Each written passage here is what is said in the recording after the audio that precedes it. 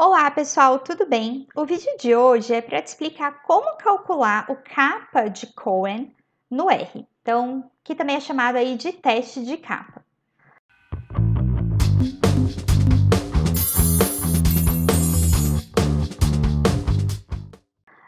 Essa primeira parte é uma parte mais teórica para explicar dois conceitos que às vezes são confusos na literatura e as pessoas usam muito o termo errado. Então, eu gostaria de esclarecer isso com vocês antes da gente ir para uma parte mais mão na massa. Então, o teste de capa, ele avalia a confiabilidade ou reprodutibilidade interobservadores ou intraobservador para variáveis categóricas nominais. Para isso tudo fazer mais sentido, eu vou usar um exemplo.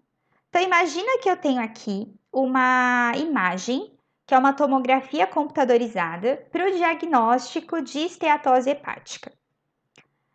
Se você é uma pessoa que não é treinada na leitura dessas imagens, eu também não sou, a gente não sabe se essa é uma imagem de uma pessoa com esteatose hepática ou não, mas existem pessoas especializadas que fazem essa leitura e classificam o exame. Então, eu estou imaginando que as pessoas foram lá e classificaram como sim, esse paciente tem esteatose hepática, com base nessa imagem, ou não, esse paciente não tem esteatose hepática.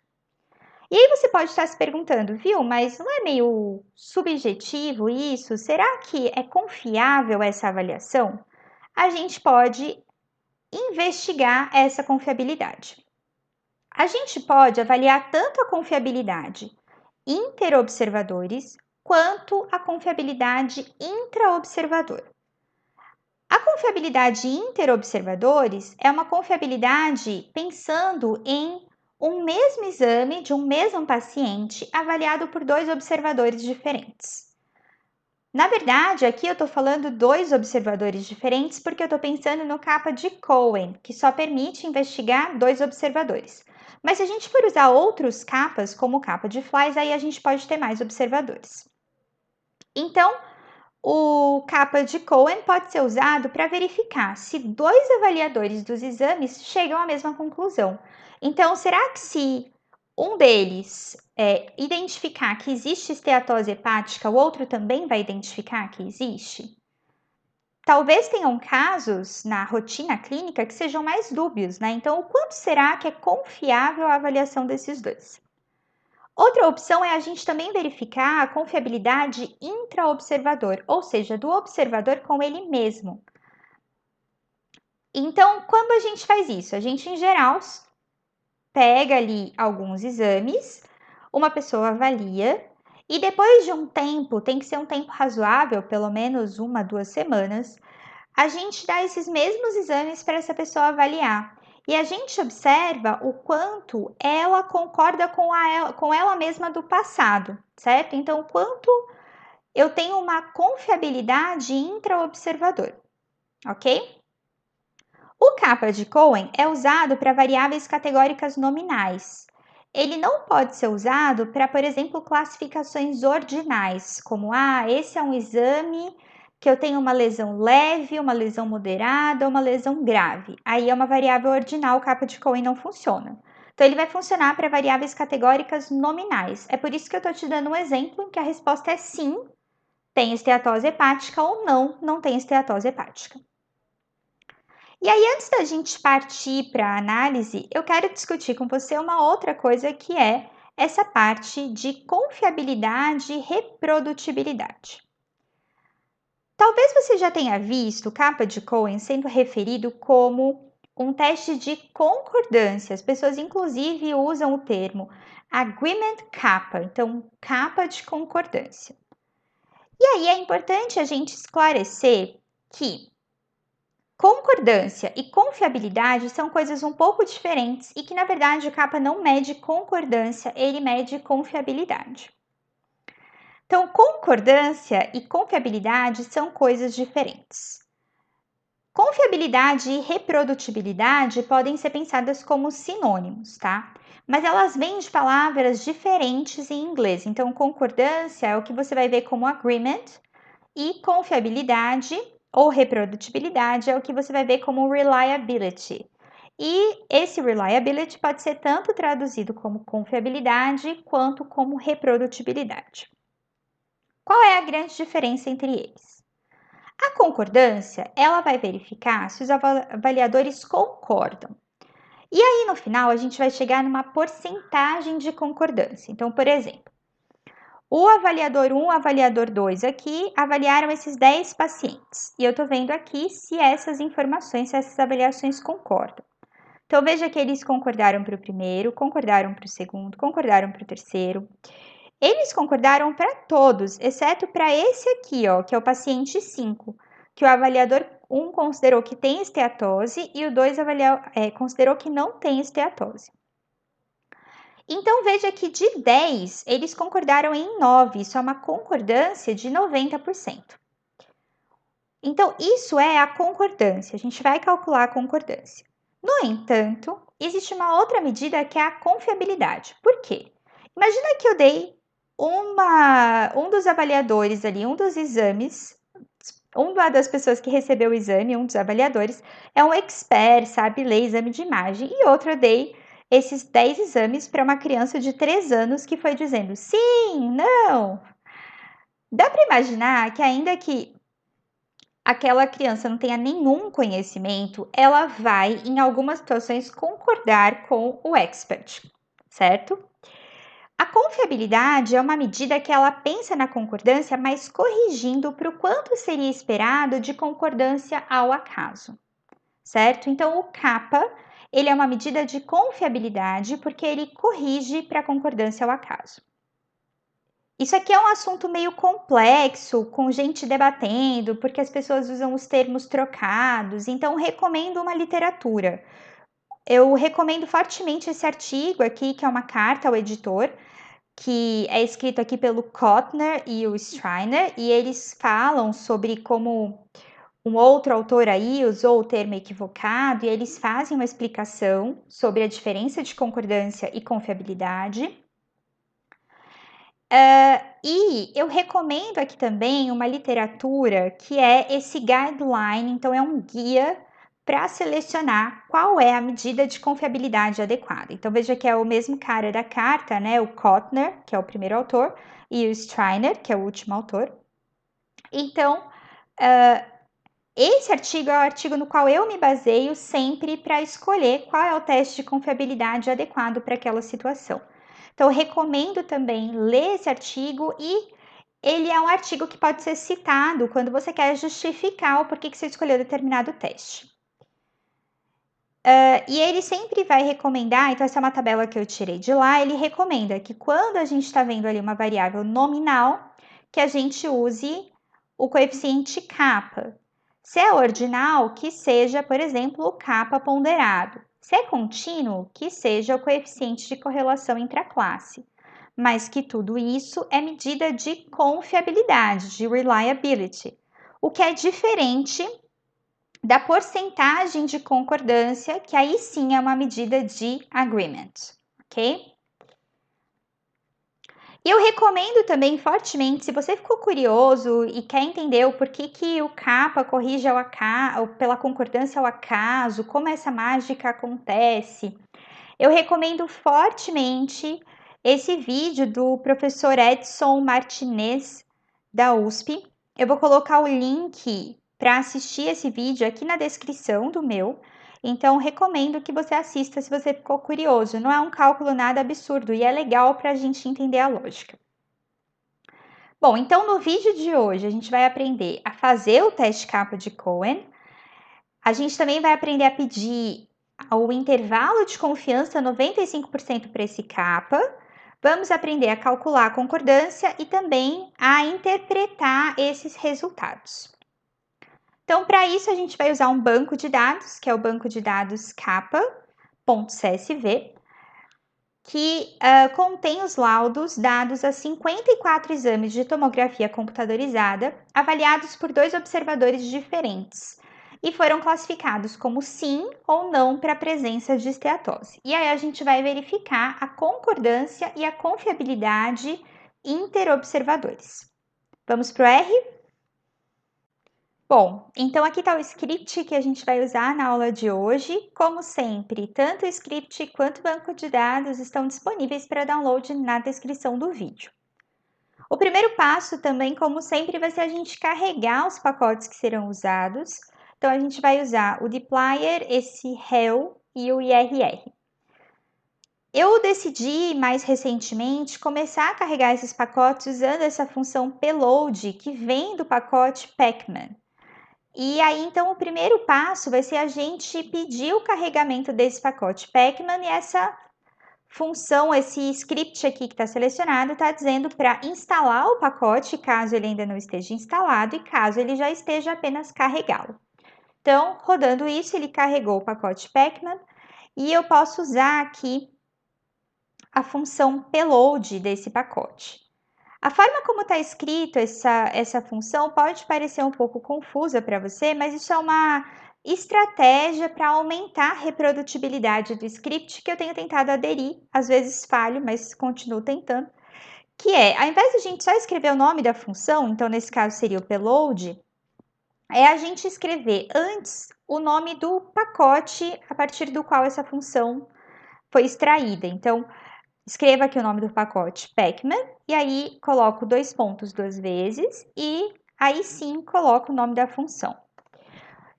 Essa é uma estratégia legal porque ela aumenta a reprodutibilidade, diminui a chance de erro, porque às vezes 2 pacotes diferentes têm função com o mesmo nome.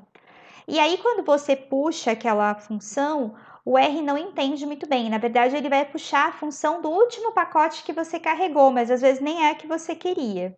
Então, eu tenho tentado aderir a essa estratégia. Então, estou usando aqui a função payload, que diz para instalar os pacotes, caso eles ainda não estejam instalados, e caso eles já estejam, apenas carregar. Então, carregando aí esses pacotes, aí a gente vai para a nossa parte de carregar o banco de dados. Vocês vão ver que essa é uma aula curta. Para carregar o banco de dados, eu vou usar, como sempre, a função readCSV2. Então, meu banco de dados chama aqui capa_cohen.csv. Porém, veja que eu adicionei aqui uma informação que em vídeos anteriores eu não adicionava. Isso depende da versão do R. Então, na minha versão do R anterior, tudo que era uma sequência de caractere, um nome, ele lia como fator. E desde que eu atualizei o R, isso parou de acontecer. Então, eu coloco isso para ele entender que tudo que for uma string, né, uma sequência de caractere, é para ele interpretar como fator. Então, esse string as factors true.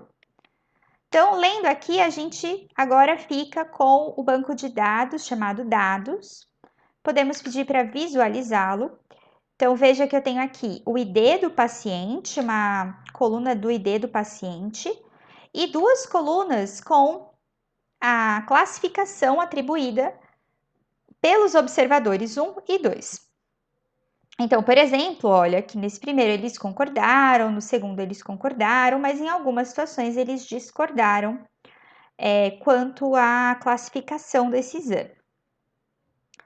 Então, ok, vou rodar aqui, como sempre, também essa função glimpse para a gente dar uma olhada se o R identificou tudo corretamente. Então, veja que ele identificou aqui o ID do sujeito como número inteiro. Na verdade, ele é um fator, mas não importa, porque a gente não vai usar. E ele identificou aqui as classificações dadas pelos observadores 1 e 2 como fatores, FCT. Então, ótimo. E aí, a gente vai calcular o kappa. E você vai ver que é muito simples, é muito rápido. Para isso, eu vou usar essa função kappa2, que vem do pacote IRR. Então, o capa2 é o capa de Cohen, que só é adequado quando a gente tem apenas 2 observadores, avaliadores. Se a gente tiver mais do que 2 observadores, a gente vai usar um outro capa, que é o capa de flies, que fica para outro vídeo. Então, vou usar aqui, ó, IRR, 2 pontos, e vou pedir aqui a função capa2. E aí, eu vou colocar aqui dentro desse parênteses quais são as avaliações, né? Então, eu vou colocar tanto a coluna que tem as avaliações do observador 1, quanto a coluna que tem as avaliações do observador 2. Aqui a gente pode escrever isso de várias formas. Se eu colocar só dados, vai dar problema. Por que vai dar problema? Porque ele vai considerar as 3 colunas e o ID não pode entrar. Então, eu tenho que escrever de um jeito que eu indique que a coluna do ID não está incluída. Eu posso escrever como 2.3, ou seja, pegue a coluna da coluna 2 até a 3, né? Então, ele vai pegar as colunas 2 e 3. Vou até rodar aqui para garantir que funciona. Ou eu posso escrever aqui assim, ó, -1. Então, ele vai pegar todas as colunas do banco, exceto a primeira. Então, também se rodar vai dar exatamente a mesma coisa. Foi isso que eu fiz aqui. Então, eu vou apagar aqui minha cola para a gente olhar para o resultado do capa. Então, veja que eu tenho aqui o resultado do capa de Cohen para 2 avaliadores. Ele já fala aqui que é unweighted, ou seja, ele não é ponderado. De fato, a gente vai ter uma outra aula para falar de capa ponderado. E aí eu tenho aqui 54 sujeitos, 2 avaliadores e um valor de capa de 0,667. E ele ainda faz aqui um teste, né, de hipóteses, com valor de P que aqui ficou bem pequeno, né, porque ele é 8,66 vezes 10 elevado a menos 7, então um valor bem pequeno. O que é esse valor de P? O que esse teste de hipóteses está investigando? Esse teste de hipóteses, ele tem como hipótese nula que o kappa é igual a 0 e hipótese alternativa que o kappa é diferente de 0. Então, a gente obteve aqui um kappa de 0,67, né, arredondando, e a gente sabe que ele é estatisticamente diferente de 0, já que o P aqui foi menor que 0,05, ok? Como interpretar esse kappa? Bom, para interpretar esse kappa, a gente precisa entender como que a classificação desse valor de kappa é sugerida na literatura. Então, uma das classificações mais aceitas é essa aqui de Lentz e Koch, de 77. Então, veja que ele diz aqui o quanto é a concordância, né? Mas na verdade é a confiabilidade, que se for entre 0 e 0,2 é fraca, slight, de 0,21 a 0,40 é também fraca, né? De 0,41 a 0,60 moderada, de 0,61 a 0,80 é substancial, e de 0,81 a 1 perfeita. Essa é uma das classificações, existem outras sugeridas, por exemplo, eu gosto bastante dessa classificação aqui por McHugh, de 2012, que ela considera que de 0 a 0,2 não existe concordância, né? A confiabilidade é nula. De 0,21 a 0,39 é mínima, de 0,40 a 0,60 a 0,59 é fraca, de 0,60 a 0,79 é moderada e 0,80 a 0,90 é forte e acima de 0,90 é quase perfeita. Então, no nosso caso, que a gente tem ali um valor de 0,67, a gente cai aqui pela classificação da McHugh num kappa moderado, ok? Uma outra coisa que é legal a gente calcular aqui nessa história toda de kappa é o intervalo de confiança 95%. O kappa é muito usado na área médica e talvez vocês já tenham reparado que na área médica as pessoas têm uma certa preferência por reportar intervalo de confiança. Se você tem o valor do P e a gente tem o valor do P, aqui embaixo, isso já é o suficiente. Isso já indica que o valor 0 não está contido no intervalo de confiança. Se o P aqui foi menor que 5%, então no intervalo de confiança 95%, o 0 não estará contido. Mas dá para a gente pedir também esse intervalo de confiança. Na SPSS, essa informação não sai, então ponto para o R. Mais um, né?